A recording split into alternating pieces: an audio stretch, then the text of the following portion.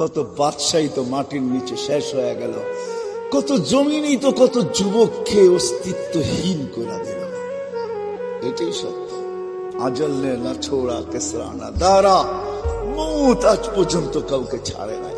মৌতকে ফাঁকি দেওয়া যায় না, ওভারটেক করা যায় না। কোরআন এটাই বুঝায় ইউদরিকাল মৌত, মৌত তোমাকে ধরবেই ধরবে। সীমারেখা আসতে দাও, থাবা আসতে দেরি হবে না। ভাগবে তো ভাগবে কোথায়? আইনাল মাফার। কোরআন বুঝাইতেছে তুমি কোথায় ভাগবে, তো আল্লাহ আবার বুঝাইতেছে যেখানেই ভাগবে ইল্লা বিসুলতান, আমার রাজত্বের বাহিরে তোমার যাওয়ার ক্ষমতা নাই। যদিও নাকি পালাও তুমি আকাশেকে লাগিয়ে, সিঁড়ি লাগায় আকাশে চলে গেল, লাভ হবে না। কারণ আল্লাহ নিজেই বলতেছে আনা মা তুম আইনা মা কুনতুম, তোমরা যেখানে যাবে ওইখানে আমি তোমার সাথে হব। আমি যদি জিজ্ঞাসা করি আল্লাহ কতটুকু দূরত্ব থাকবে আপনার আর আমার, তো আল্লাহ কোরআনে জানায় দিতেছেন আকরাবু মিন হাবলিল ওয়ারিদ, তো রগের চেয়েও আমি কাছে থাইকা তোর সঙ্গে থাকবো।